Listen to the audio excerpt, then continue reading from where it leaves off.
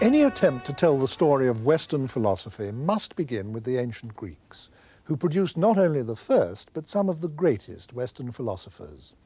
The one whose name is probably most familiar is Socrates, who died in the year 399 BC. But there were several outstanding Greek philosophers before him, some of whose names are also widely known. For example, Pythagoras and Heraclitus. And there were others too, of comparable caliber, the first one of all being Thales, who flourished in the 6th century BC. If all these pre-Socratic philosophers can be said to have had one common concern, it was an attempt to find universal principles which would explain the whole of nature. In today's terms, they were as much concerned with what we would call science as with what we would call philosophy.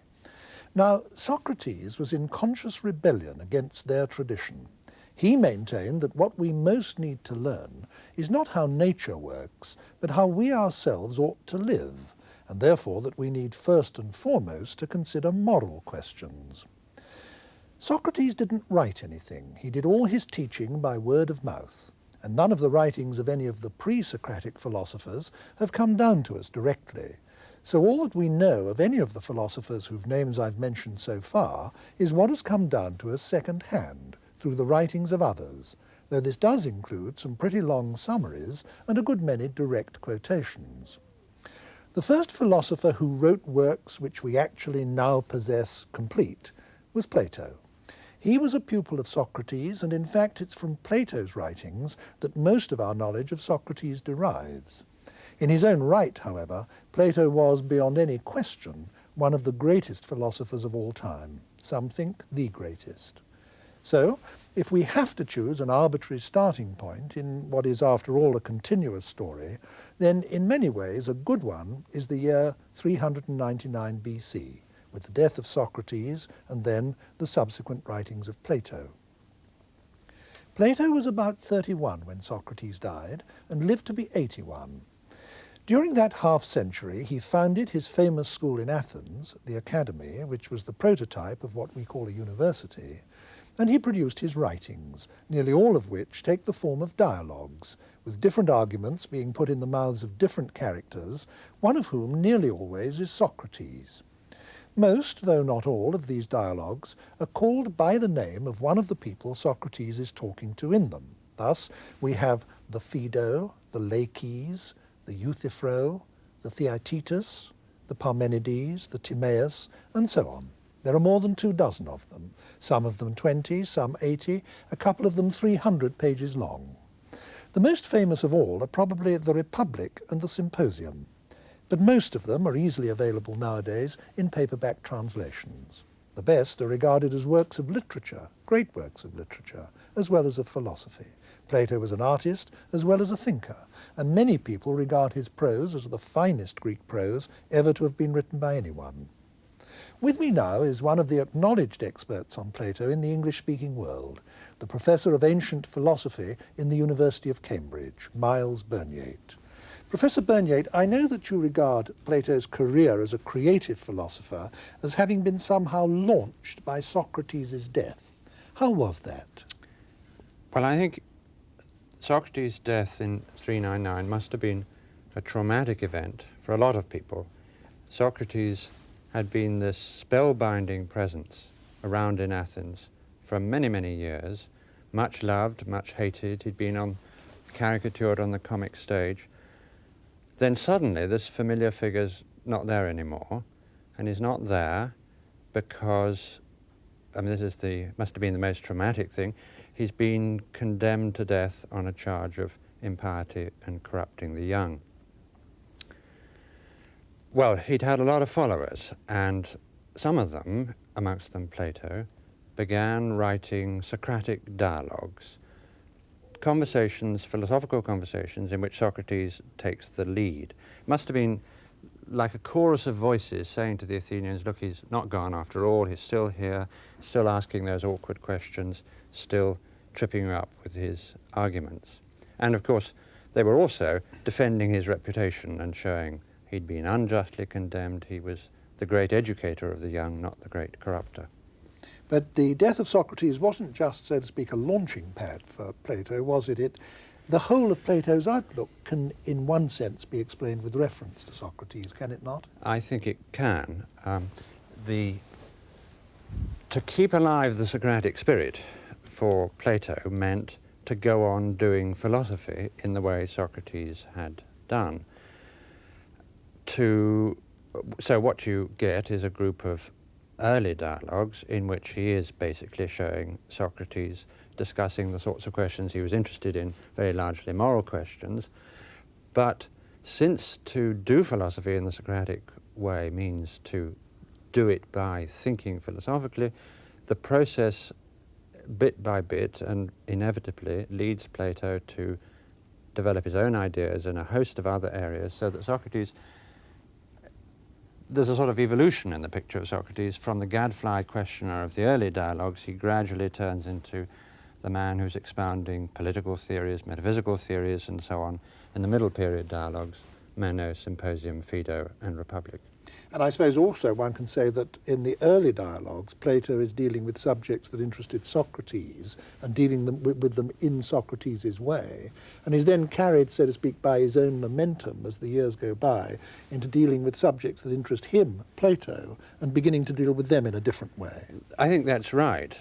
Wherever he can plausibly present the ideas as the outgrowth of thinking about Socrates' ideas, they get put in the mouth of Socrates. And I think it's very important that the way he presents Socrates, the historical claim he makes about him is, this is a man who thought for himself and taught others to think for themselves. So if you want to be a follower of Socrates, that means thinking for yourself and, if necessary, departing from ideas and areas that Socrates had marked out. Now, those early dialogues where Socrates is dealing with moral questions all have a certain common pattern, don't they? I mean, what happens in nearly all of them is that Socrates is talking to some interlocutor who thinks he knows the meaning of some very familiar term like friendship or courage or piety or something of that kind. And by simply quizzing him, by interrogating him, by submitting him to what's become known as Socratic questioning, Socrates shows this person, and incidentally the onlookers as well, that they don't at all have a clear grasp of this concept that they thought they understood so well. Now, this process has itself been of enormous importance in philosophy ever since, hasn't it? Not only has it been, but these very works are still very widely used to teach philosophy and to introduce philosophy to people who want to know something about it. You start with a familiar and important concept. It's always a concept that's important in our life, and you get people to realize that there are problems in that concept. They try to think about it, they produce an answer, Socrates shows the inadequacy of the answer. You end up not with a firm answer, but with a much better grasp of the problem than you had before, and you, the reader, 20th century reader or an ancient reader, are left both drawn into the problem and wanting to get the answer and feeling that perhaps you can contribute. One can't help reflecting that even after more than 2,000 years, we're still puzzling about the meaning of terms like beauty or courage or friendship. We're still wondering precisely what these things consist of. Have we got any further after all this time? Yes and no must be the answer, mustn't it? I think Plato would be very firmly insistent that even if he did know the answer, if he told us, it wouldn't do us any good. I mean, it's the nature of these questions that they are ones that you have to think about for yourself, and an answer is worth nothing unless it's come through your own thinking. And that's why these dialogues are so successful as instruments for drawing you into philosophy. In those early dialogues that we're still, for the moment, confining ourselves to, one thing that Socrates keeps saying is that he has no positive doctrines of his own to teach, that all he's doing is asking people questions. But there seems to me something disingenuous about this claim on Socrates' part. I think that, in fact, there are, so to speak, unacknowledged doctrines lying under the surface of these dialogues. Would you agree with that? Well, there are some doctrines that emerge, not very many. The there is a group of ideas which comes out in the Apology, for instance, when he says that to a good man no harm can come either during his life or after his death, and which comes out in the Gorgias when he argues at great length that injustice harms the doer and justice benefits the doer. It's the idea that there is no real harm that can come to you. You lose your money, paralyzed by disease. None of that really counts as harm. Only the loss of your virtue would count it. Only going in for bad practices like injustice. They would be the only real harm, because the only real harm is harm to the soul.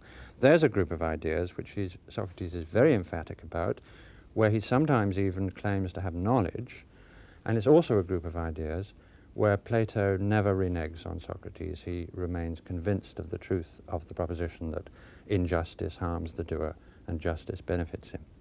And that's provided your soul remains untouched. Worldly misfortunes don't do you any harm of any really deep significance. That's right. Yes. There's another group of ideas where Socrates does not claim knowledge and where Plato eventually is going to renege on Socrates, and that's the group of ideas summed up in the statement that virtue is knowledge. In these dialogues, when somebody's asked what's courage, what's friendship, what's justice, sooner or later as the discussion proceeds, the idea emerges that this virtue, courage or piety, should be regarded as a kind of knowledge. And that's just as strong and paradoxical a statement as the first group of ideas, because common sense, and I mean common sense then as now, ordinarily supposes that it's one thing to have the wisdom to know what the best thing to do in a given situation is, but another thing, which you also need, the courage to carry it out if it's difficult, or the temperance to resist an easier option instead. Wisdom's one virtue, one quality to admire in a person, courage is another, and a man may have one and not the other, or each of them to different degrees. But if courage just is this knowledge, then that kind of contrast can't arise. If I don't do the right thing, it can't be that I knew what I should do, but lacked the courage to carry it out. If I lacked the courage, I lacked the knowledge, and I didn't know what the right thing to do was. So any wrongdoing that I do is done in ignorance, because I didn't know it wasn't the best thing to do, and if done in ignorance, done involuntarily. So no one does wrong willingly is the famous way it's summed up. Doesn't the unvarying dialogue form that Plato writes in give rise to two rather important and also really unnecessary problems? First, to what extent is this the historical Socrates whose views are being put before us, and to what extent is he a kind of fictional character created by Plato? Because after all these dialogues were written after Socrates' death.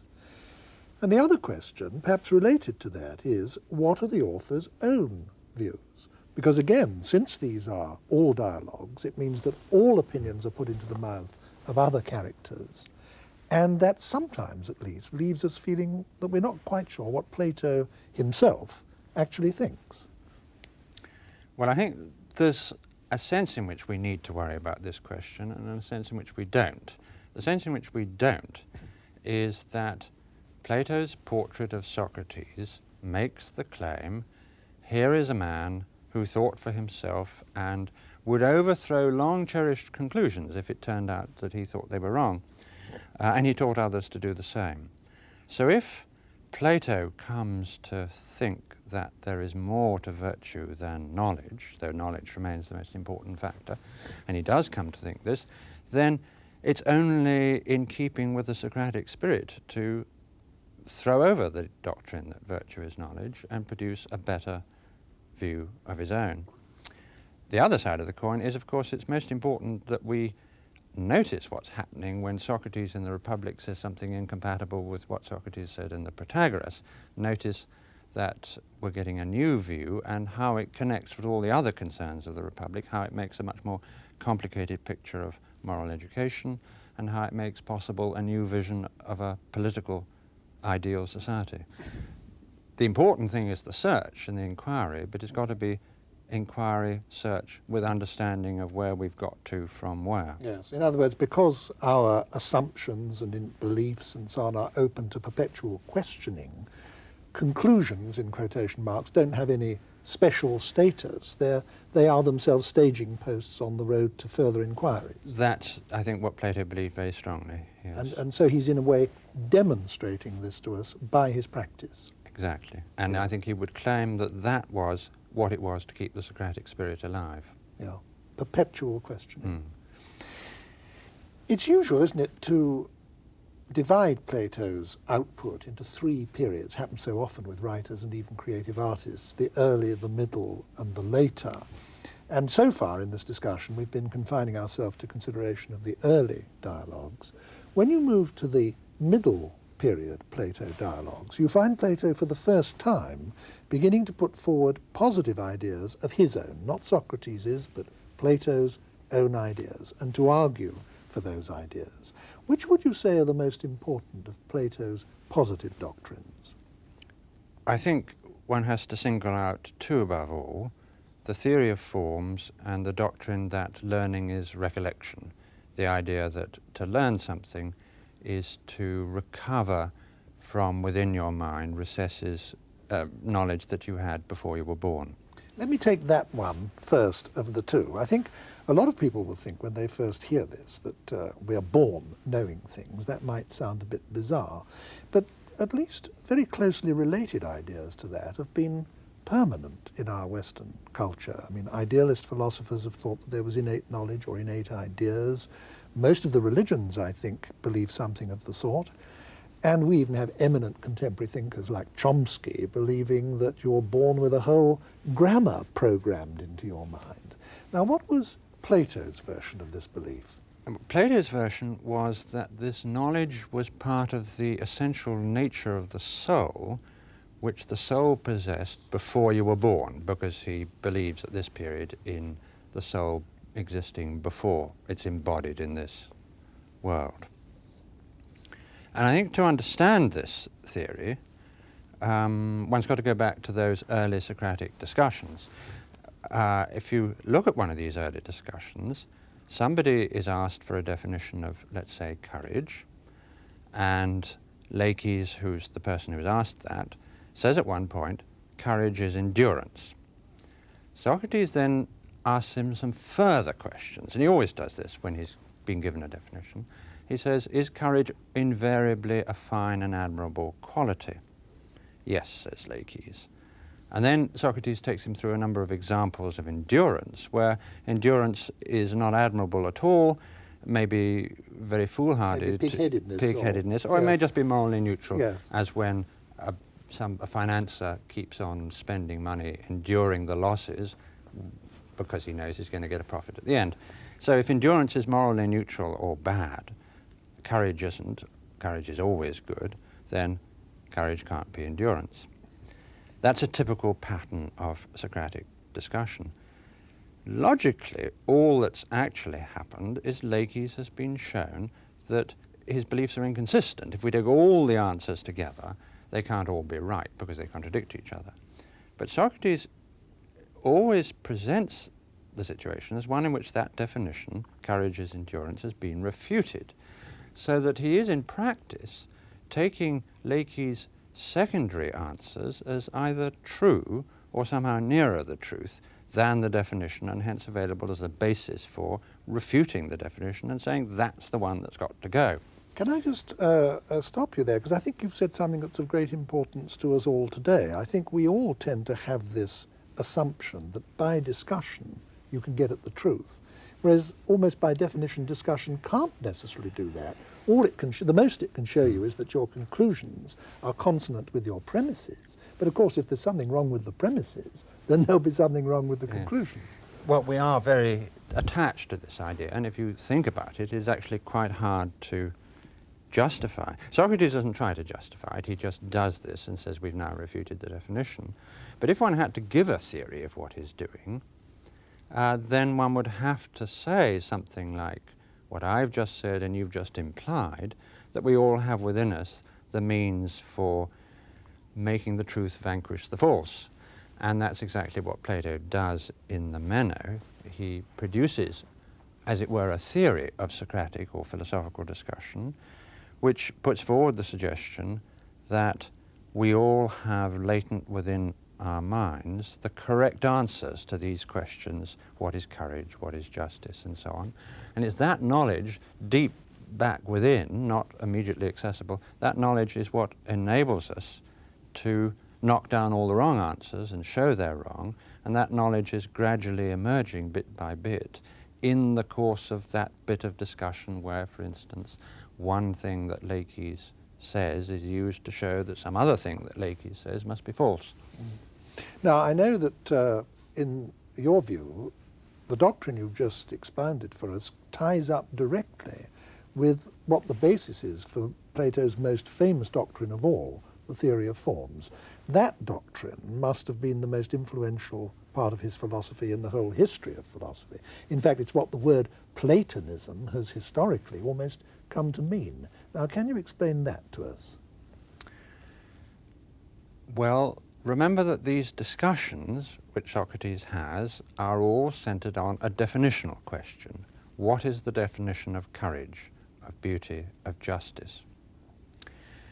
If now we have latent within ourselves the knowledge of the answers to those questions, and we have that knowledge independently of and prior to our experience of the world we live in, our using our senses, our going around from place to place, our knowledge is prior to that, independent of that, then surely what we know, justice, beauty, courage, must itself be independent of and prior to this empirical world we're now existing in. And that thesis is the fundamental assertion of the theory of forms, that justice, beauty, and the like exist independently of and prior to all the just actions, just people, all the beautiful things, statues, objects, any that you can find. Beauty and justice exist on their own and apart. That's the theory of forms. This theory that there is another world than this, an ideal world, which is not this world, but in which everything exists that actually gives value and meaning to this world, has had incalculable influence on the whole of our culture, hasn't it? Yes. It's had immense influence on Christianity, for example. I don't want to go into that now, because I think we ought to stick to the philosophy, but that's just one example of the enormous influence that it's had. Yes. Yes. And but I think one should be careful of using phrases like the world of forms or another world. Plato uses them, but the contrast he has in mind is not, as one might have thought, a contrast between one set of particular things and then another one completely like it except more perfect, more abstract, somewhere else, some heaven somewhere. His contrast is between the particular and the general. Those questions, what is justice, what is beauty, are general questions. They're not questions about the here and now, and that's the contrast.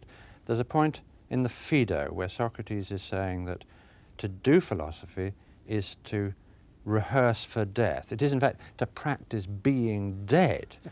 Why? Well, because being dead is having one's soul separate from the body. and not considering the things of this world. And Yes.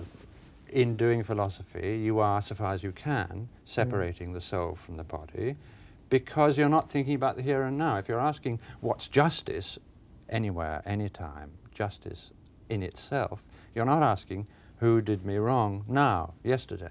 If you're asking what's beauty, you're not asking who's the most beautiful person in this room. And if you're not thinking about the here and now, then in the sense Plato's interested in, you're not here and now. You are where your mind is, not because you're in some other particular place, but a better one, but because you're not in that place in that sense at all. You're immersed in generalities. So it's all right to use the phrase the world of forms, subject to the qualification that that means the realm of invariable generalities. Yeah, so the word world here is actually misleading. We Yeah. mustn't think of it as a place Right. where certain spiritual things subsist. Right. Yes, yes.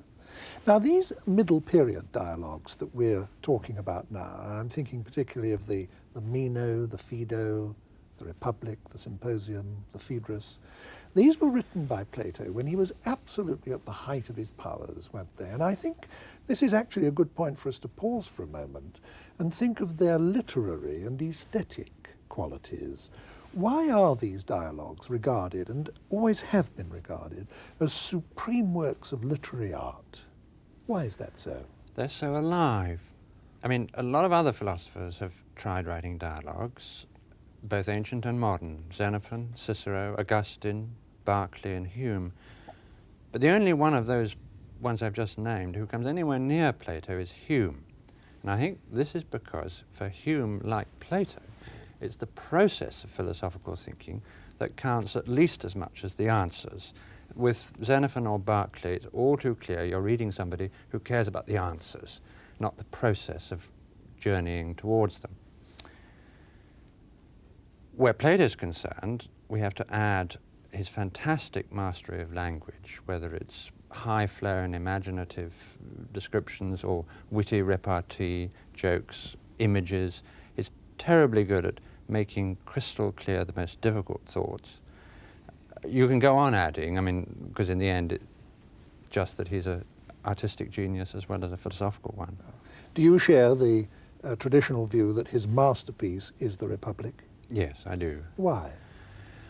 I think because it's in the Republic more than anywhere else that he makes good his belief that every question is connected with every other, and that the inquiry really can't stop, that even a conclusion for now leads on to the next problem. I mean, you begin with a straightforward question, what is justice? Familiar Socratic kind of question. That becomes the question, is justice a benefit to its possessor? And Socrates sets out, and this is really the task of the whole Republic, to show that justice is a benefit to its possessor, indeed the thing you need most of all if you're to be happy, whereas the unjust man is the most miserable of all creatures. But to do that, it turns out he has to give a theory of human nature. He divides the soul into three parts, and this is where he reneges on Socrates' thesis that virtue is knowledge. Virtue turns out to involve more than knowledge, though knowledge must be in control. And with the idea that knowledge is something that can and should be in control of the non-rational factors, you also get the idea, which that but now becomes possible, of a society in which knowledge was in control. So we get a whole political theory of a new, better way of life in society. All this emphasis on knowledge being in control raises the question, what knowledge, and what is knowledge anyway, and why is it better than an opinion? So you've got a theory of knowledge. The question, what knowledge the philosophers need in order to rule the rest of us, becomes an inquiry into the sciences. There's a lot about mathematics, a whole vision of understanding the world as it is that we live in is produced in order to support the claim that this understanding of the world as it is what should be in charge of ourselves, both individually and in society. And so all of that growing out of this one question, what is justice, the inquiry really doesn't cease until death, with the vision of the afterlife and the myth of at the end of the book. It's such a rich book that I think we can't go any further in pursuing individual strands within it. I think one must just hope that some of the people listening to the discussion will be prompted by it to go off and have a look at it for themselves. I think we must move on now to the later dialogues of Plato. And when we do, when the move from the middle to the late period of Plato's output shows us another change of character again. Suddenly the dialogues become less literary, dramatic, colourful, etc., and rather more what we might call academic or analytic. Why is that? In my view, they're not actually less dramatic. What happens is that all the effort of irony and imagery that in previous works went into depicting the people undertaking the discussion, that's all now going to the ideas and arguments themselves. And very often it's ideas and arguments that are familiar to us from Plato's own earlier works, like the Republic or the Phaedo. Plato, I mean, one of the extraordinary things about Plato, and he may have been the first writer in history to be able to do this, is he built up a relationship with his readers such that when writing one work, he can take it for granted that his readers have read his previous works. He can surprise them, he can make allusions, he can build up resonances through that. And what he most of all does with that is conduct a sort of public self-scrutiny of his own earlier ideas, relying on us, the readers, to know what they are, but saying, so to speak, don't get too enthused by the Phaedo and the Republic. It was all very fine stuff, I know, but these truths, if they were, are no good to you or to me if we can't defend them against criticism. And maybe they weren't truths anyway. Maybe they were all wrong. So let's take a few of them and subject them to really hard analytical criticism. Now, if you had to single out one of these later dialogues for particular mention, which would you choose? Well, the prime example is the Parmenides, where the tables are turned on Socrates. Socrates puts forward the theory of forms as he stated it in the Phaedo, and it's unmistakably the Phaedo.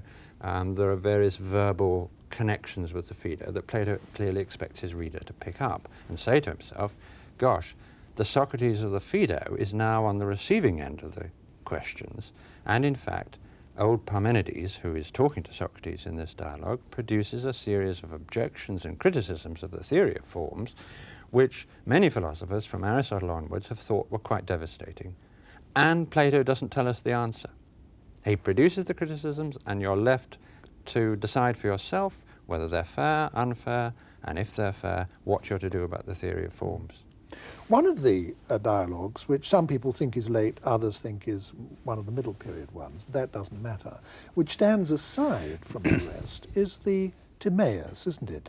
Partly because it actually contains more cosmology and science than it does philosophy, but mostly, I think, because it also contains a wonderfully poetic creation myth, not dissimilar, actually, to the one in the book of Genesis that I think we're all familiar with.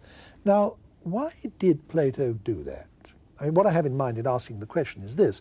Do you think, for example, he believed it literally, in the way one must assume, I suppose, that the ancient Hebrews literally believed in the book of Genesis?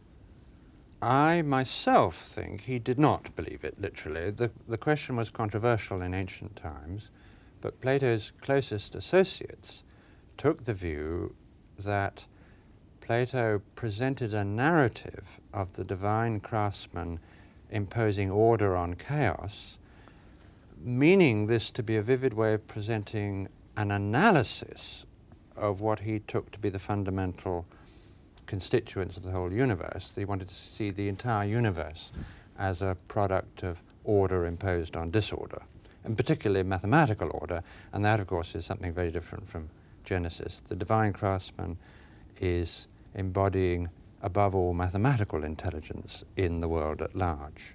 So it's a poetic way of explaining the intelligibility of the world, which has been a mystery for people, actually, from the earliest times until now. Right, and of course, such a general proposition as the proposition that the whole universe is the product of imposing order on disorder isn't a proposition that you can prove either in general or in all its vast detailed ramifications, and Plato is very well aware of this, and that's another aspect, I think, for another reason why he puts it forward as a myth, but a myth which is the guiding inspiration of something that Plato was very serious about.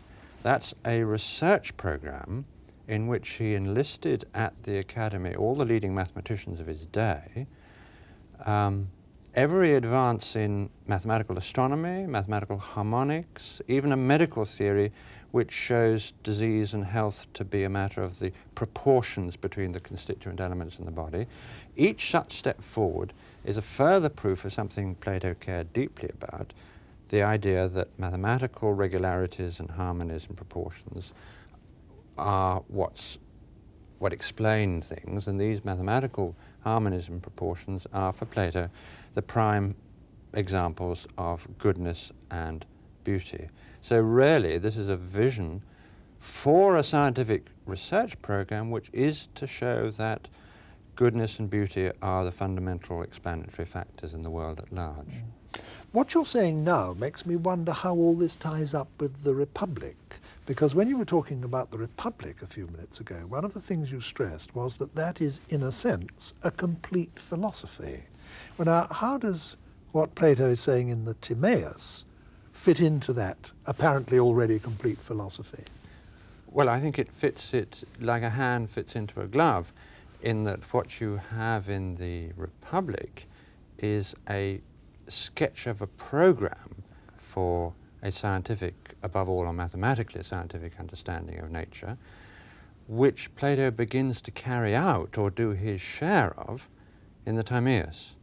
And indeed, it's the Timaeus which people went to as the statement of Plato's philosophy for a very long time, and it's really only a more recent development which has taken the Republic to be the work of Plato that you go and read. For a long time it was the Timaeus. So what you're saying is that all that cosmology and science in the Timaeus, or you say Timaeus, I say Timaeus, taught in different schools, all that cosmology and science is the working out in practice of possibilities that were canvassed in the Republic. Yes, and the Timaeus presents itself dramatically in its introduction as a continuation, in some sense, of the discussion in the Republic. Yes.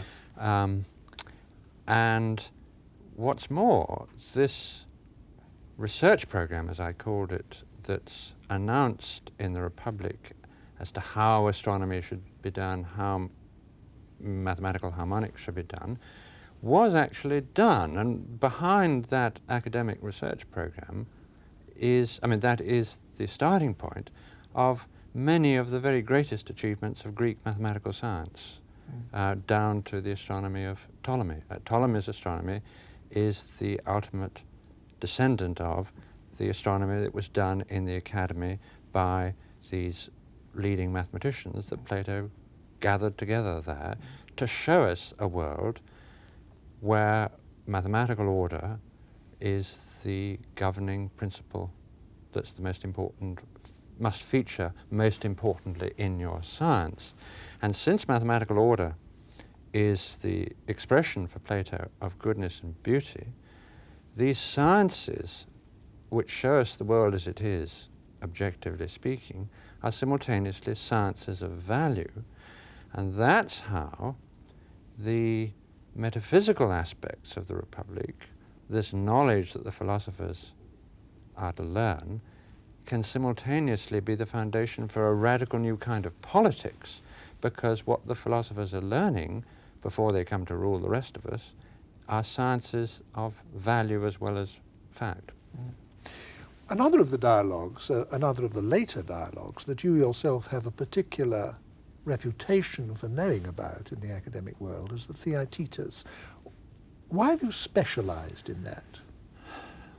Because I find it endlessly exciting, and I've never plumbed to the bottom. Every time I go back to it, there seems to be more to discover about it. And I think many philosophers have found this is the dialogue that Leibniz translated, Berkeley wrote quite a lot about, Wittgenstein quoted.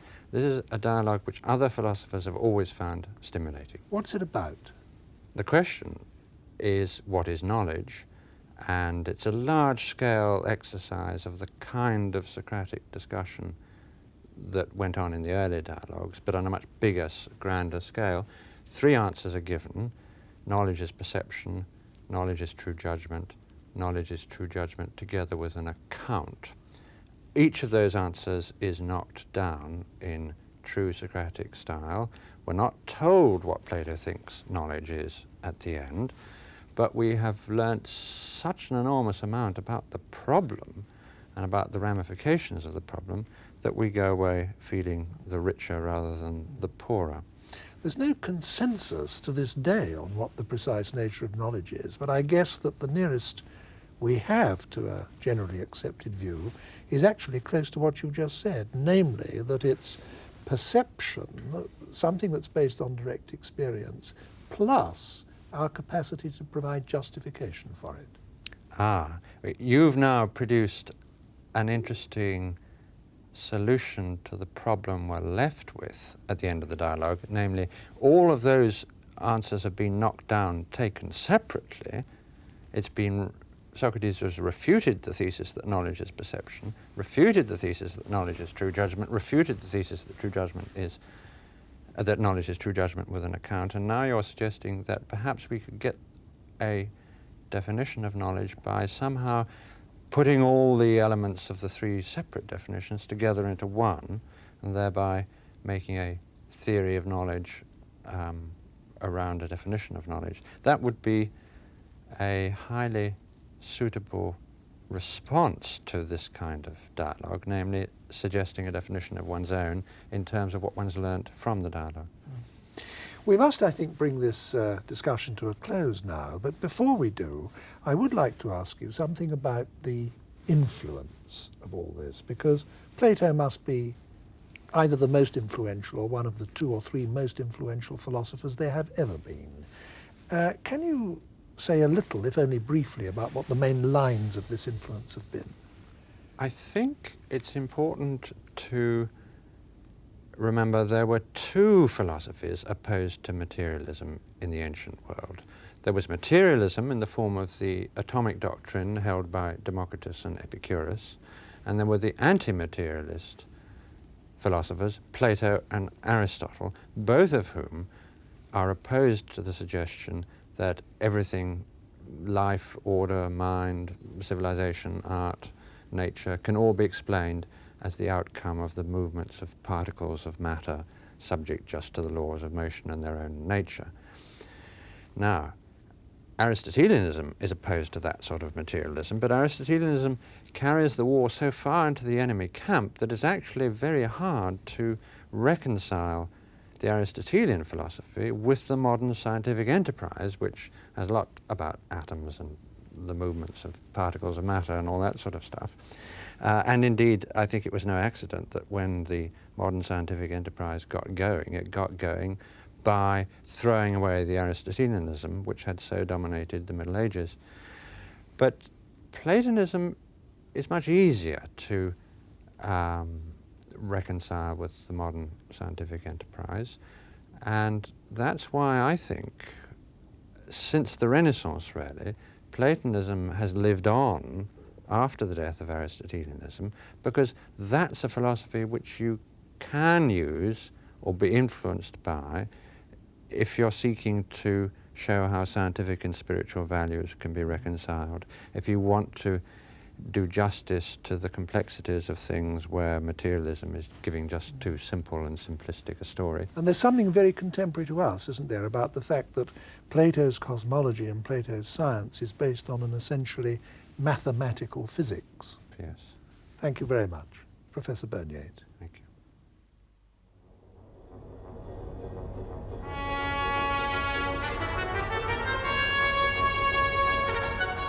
Stay with us for more thoughts on the Greek philosopher Aristotle next on BBC4, before we explore medieval philosophy.